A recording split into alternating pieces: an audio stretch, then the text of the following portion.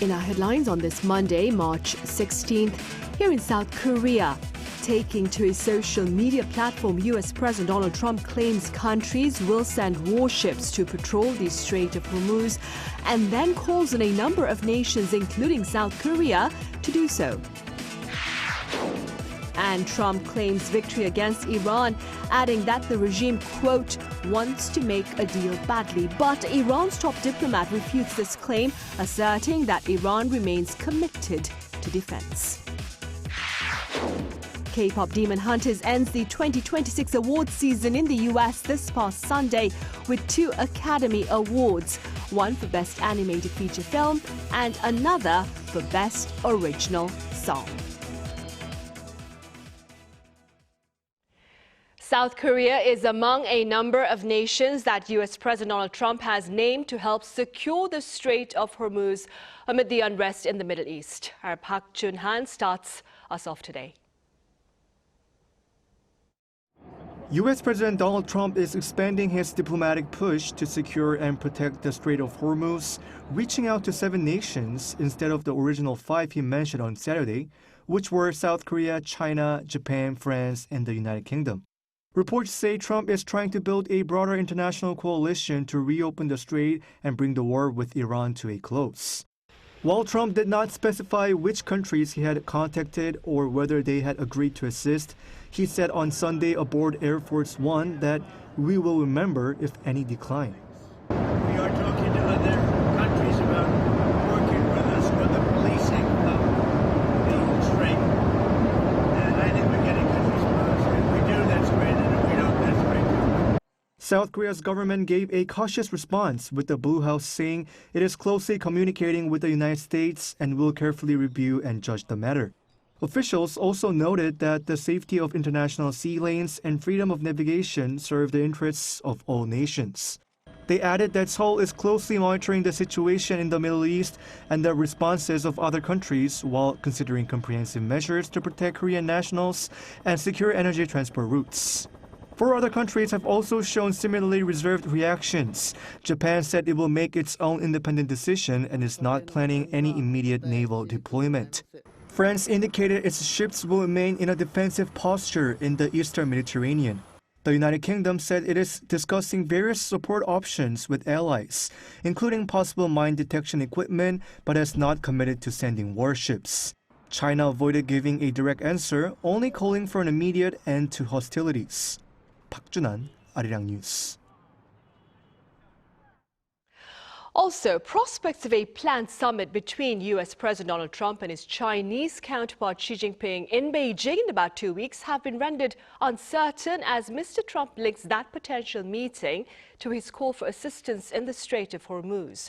Our foreign affairs correspondent Oh Soo-young explains. U.S. President Donald Trump says his summit with Chinese leader Xi Jinping this month could be postponed if Beijing doesn't help address the Strait of Hormuz crisis. In an interview published by the Financial Times on Sunday, Trump said he wants China to help secure the Strait of Hormuz, a key global energy route disrupted by the ongoing situation in the Middle East. He noted that China depends heavily on oil shipments through the waterway, adding that countries benefiting from the route should help protect it. He said he may delay the trip if China does not take part in the effort, and waiting until the summit would be too late. Trump was largely expected to visit Beijing from March 31st to April 2nd. Preparations are still underway, with senior US and Chinese officials seeking to conclude preliminary talks on potential agreements on agriculture, critical minerals, and new trade mechanisms. Led by US Treasury Secretary Scott Bessent and China's Vice Premier He Lifeng, the delegations met for more than 6 hours on Sunday at the Paris headquarters of the Organization for Economic Cooperation and Development. Sources told Reuters that China has signaled openness to buying more US agricultural products, including poultry, beef, and non-soybean crops. The 2 sides also reportedly discussed access to Chinese critical minerals used in US manufacturing, including yttrium, a rare earth element used in jet engine turbines. With the technical discussions wrapping up on Monday, the 2 sides are expected to focus on proposed structures to manage economic ties, including a possible US-China Board of Trade and Board of Investment. While sources told Reuters that the negotiations could lead to proposals for Trump and Xi Jinping to consider at their potential summit, The US president's latest remarks cast uncertainty on whether their talks will take place as scheduled. The talks are also unfolding against the backdrop of new trade friction. China's Commerce Ministry said Monday it has formally protested Washington's decision to launch new Section 301 investigations. Beijing accused Washington of unilateral and discriminatory measures and warned the move may seriously undermine the stability of global industrial and supply chains. Ousuyang, Arirang News. And the government here and the ruling Democratic Party have agreed to release strategic oil reserves over the next 3 months to ease the burden of surging global energy prices. The agreement includes the release of over 22 million barrels of crude oil, an amount earlier coordinated with the International Energy Agency. Authorities are also hammering out this year's first supplementary budget, which they plan to submit to the National Assembly by the end of March as part of countermeasures to address the economic fallout from the conflict in the Middle East. The extra budget largely seeks energy supply stability and small business support. Now, as for the latest regarding the actual confrontation between Washington and Tehran, tough talk continues between the U.S. leader and Iran's top diplomat, with each claiming the upper hand in the military conflict. Our Chung Hae-rim covers the contrasting narratives.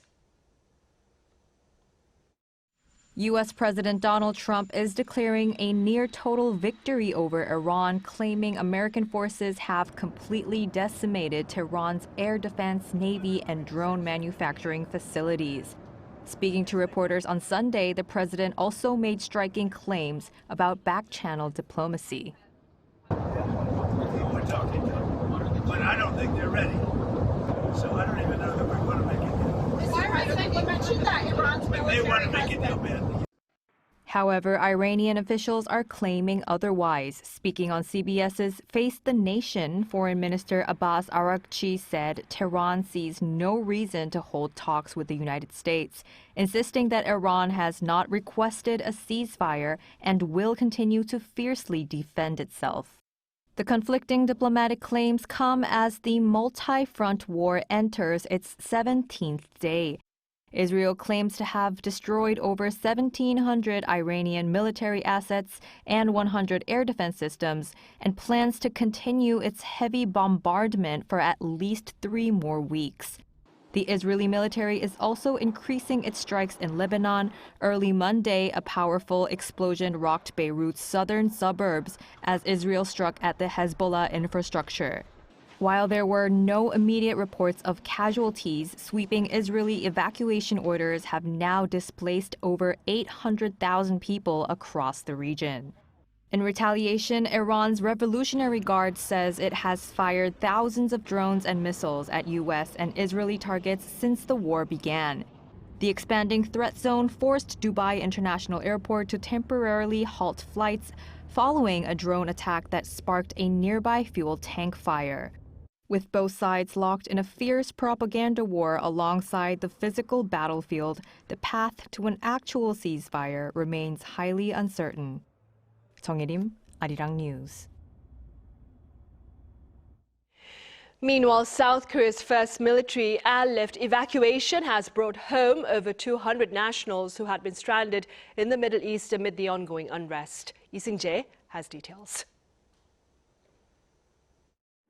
A South Korean military transport aircraft carrying evacuees from the Middle East arrived in Seoul on Sunday evening, marking the first airlift evacuation using a military plane since the Middle East conflict escalated last month. A KC-330 Cygnus multi-role aerial tanker landed at Seoul Air Base in Seongnam, just south of the capital at 5:59 p.m., bringing home 204 South Korean nationals and 7 foreign citizens from Saudi Arabia. Now that we've made it out, I think we'll be able to stay safe. I just hope the war ends soon.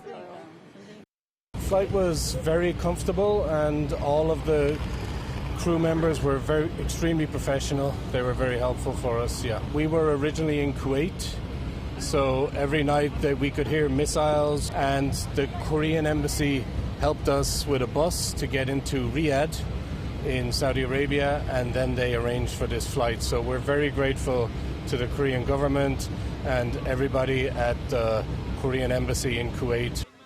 The evacuation mission, codenamed Desert Shine, was launched as thousands of South Koreans remained stranded across the Middle East due to widespread flight disruptions amid the expanding war between U.S.-Israeli forces and Iran. President Lee Jae-myung on Sunday expressed gratitude to government officials and personnel who successfully carried out the operation. In a post on X, Lee said those who had been isolated by the deteriorating security situation returned home safely aboard the military aircraft.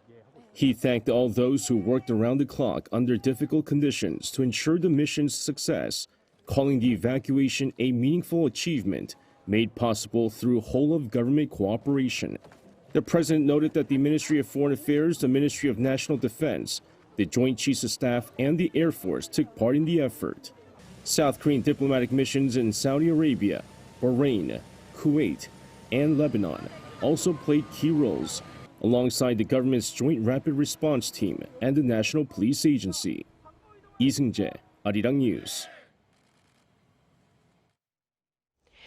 In other news, this past weekend here on the Korean Peninsula, North Korea's Kim Jong-un watched a live-fire test of multiple rocket launch systems that he claimed demonstrated the regime's military strength. Our defense correspondent Kim Bo-kyung reports. North Korea conducted a firepower strike drill using 600mm ultra-precision multiple-launch rocket systems with the participation of North Korean leader Kim Jong-un accompanied by his daughter Chue, according to the Korean Central News Agency on Sunday.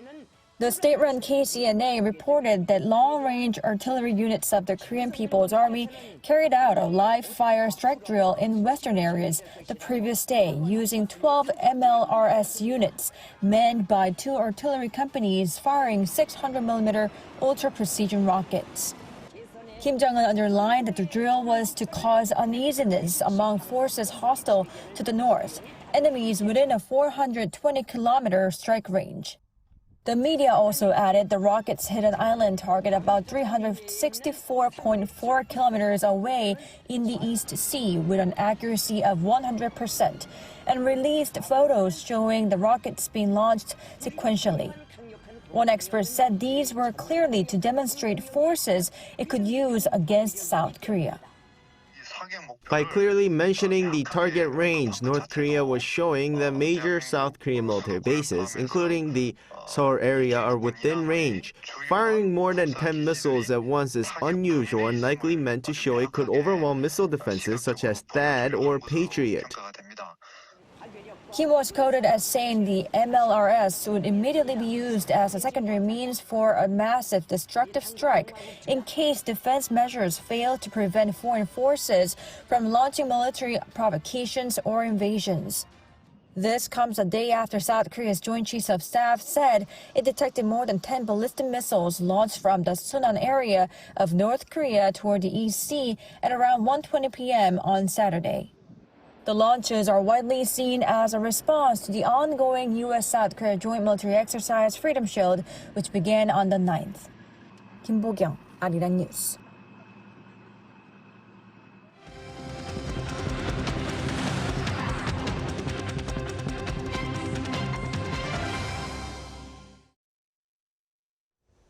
In LA this past Sunday, K-pop Demon Hunters made history with 2 Oscars at the latest Academy Awards. Our culture correspondent Park Konu has the highlights and more. And the Oscar goes to K-pop Demon Hunters. The moment K-pop fans have been waiting for. K-pop Demon Hunters captured the Oscar for Best Animated Feature at the 98th Academy Awards, beating the likes of Zootopia 2 and Alien. Bursting into tears, the film's director had this to say. And for those of you who look like me, I'm so sorry that it took us so long to see us in a movie like this. But it is here, and that means that the next generations don't have to go longing. This is for Korea and for Koreans everywhere. Since the voters are active members of the film industry, there could have been different perspectives, but it was recognized for the overall quality as well as its music. The director also stayed true to her cultural identity despite years of challenges and opposition. And the film's success reflects the growing power of K-culture. The win comes as the animated film has become Netflix's most-watched movie ever since its release in June last year. And that followed a string of major awards for the film and its soundtrack this year, including wins at the Critics' Choice Awards, Golden Globes, and even the Grammys. At the Academy Awards, the film's main song Golden was also a winner, picking up the award for Best Original Song, making it the first K-pop themed music to take home the award. Growing up, people made fun of me liking K-pop, but now everyone's singing our song and all the Korean lyrics, and I'm so proud. And I realized the song, this award is not about success, it's about resilience. And I'm just so grateful to our team. EJ, Rayami, and Audrey Nuna, the voices of the animated trio Huntrix, also performed the track live, alongside traditional Korean instruments and dancers. The audience waved light sticks prepared for the event as they cheered along, turning the venue into a scene straight out of the film. Performances at the Academy Awards are usually presented on a more cinematic scale. The Golden Stage was striking and emotional, particularly for Koreans, and showed a strong understanding and appreciation of K-pop culture. With KPop Demon Hunters resonating with global fans and sweeping major awards, attention is now turning to what comes next for K-pop-inspired storytelling on the global stage. 박건희, Arirang News. And back here in South Korea, a study program in Jeollabuk-do province is offering children, including those from cities, the opportunity to partake in academic experiences in close-knit communities that balance learning within and beyond the boundaries of classrooms. Our Cho Young-eun files this report. The day at this rural elementary school in Namwon City, Jeollabuk-do province, begins with movement and laughter. Instead of going to private academies, these children rush to the gym for physical activities. Here, students enjoy skating and skateboarding and escape from academic stress. All of us really enjoy going outside and inline skating, or riding boards or bikes. The rural study program in Jeollabuk-do province targets small elementary schools with between 10 and 60 students and offers up to 500,000 won per month in financial support for families moving to the countryside. The number of students at this school rose from 24 to 66 this year. However, limited facilities and housing make it difficult to accept more students who wish to join the program. Due to limited housing, we were only able to host 4 families, 12 students, which we feel a bit regretful about. Our school will continue to offer programs that keep our students satisfied and meet parents' expectations. We will keep making efforts to maintain an appropriate number of students.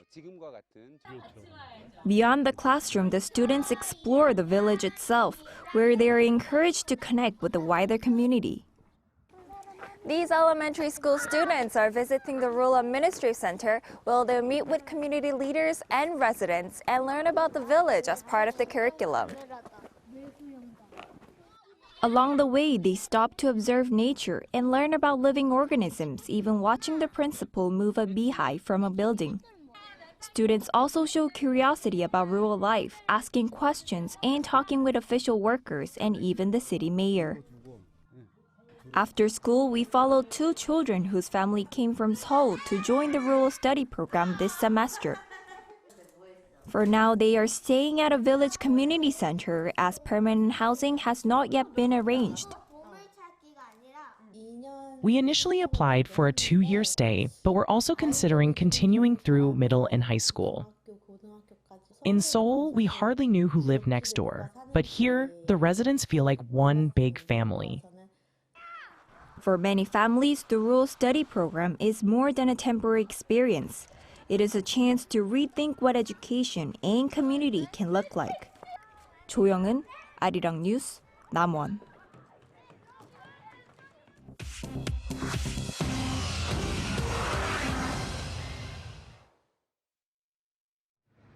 This is The World Now, bringing you everything you need to know from around the globe. Israeli officials on Sunday announced plans for direct talks with Lebanon to secure a permanent ceasefire that would lead to Hezbollah being disarmed. This follows 2 weeks of renewed fighting between Israel and Hezbollah. In that time, more than 800 people have been killed in Lebanon and hundreds of thousands have been displaced. While Beirut is currently forming a delegation, Lebanese officials are seeking confirmation that Israel will abide by a full ceasefire to facilitate negotiations. Israeli Prime Minister Benjamin Netanyahu on Sunday released a video of himself at a Jerusalem cafe to debunk rumors of his death aired by Iranian state. The footage features Netanyahu talking with an aide while using humor and a pun about his love for coffee to dismiss the rumors. Reuters confirmed the video's location and timing. It is a rare public outing for the Israeli leader since the start of the war on February 28th. Strict emergency protocols remain in effect across Israel, banning public gatherings and keeping the majority of the population at home. The Republic of Congo held a presidential election on Sunday, widely expected to grant 82-year-old Denis Sassou Nguesso a fifth consecutive term in power. The incumbent faces 6 challengers in the presidential race. During the election, authorities restricted traffic in the capital Brazzaville and shut down the internet. Despite holding vast oil reserves, the Republic of Congo has extreme youth unemployment and massive international debt. Official results of the election will arrive within the next 14 days. Formula One and the FIA on Sunday officially announced the cancellation of the Bahrain Grand Prix and the Saudi Arabian Grand Prix due to security risks from the Iran war. Both host nations suffered strikes during the recent regional conflict, prompting officials to prioritize the safety of the racing community. Announcing the decision ahead of the Chinese Grand Prix in Shanghai, F1 confirmed it would not seek replacement venues for the 2 April slots. This leaves a 5-week gap in the World Championship schedule until the Miami race in May. F1 CEO Stefano Domenicali described the move as a necessary precaution given the volatile situation in the Middle East. Chu Ji-han, Arirang News.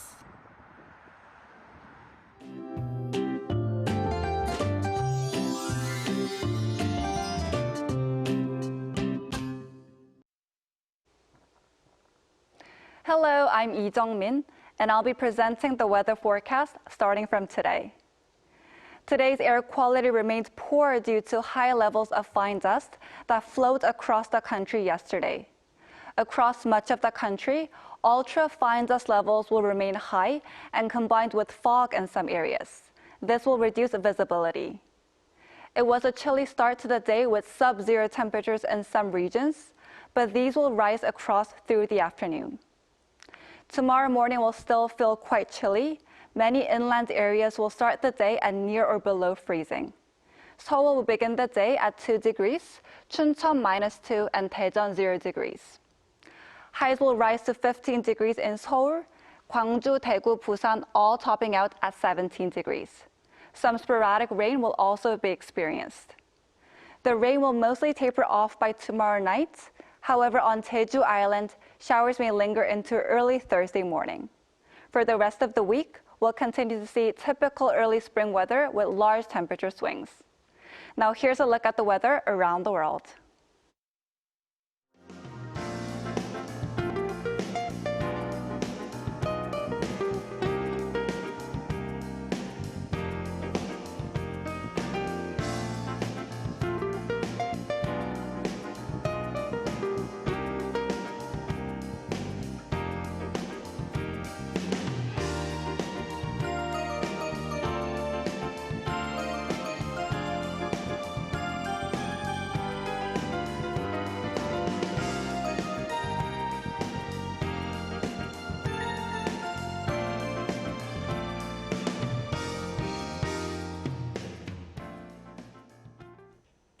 Those are the headlines at the Sa here in South Korea. Coming up right after this break is our daily panel session. And today we touch upon North Korea's latest demonstration of defiance, despite hopes for dialogue here on the Korean Peninsula.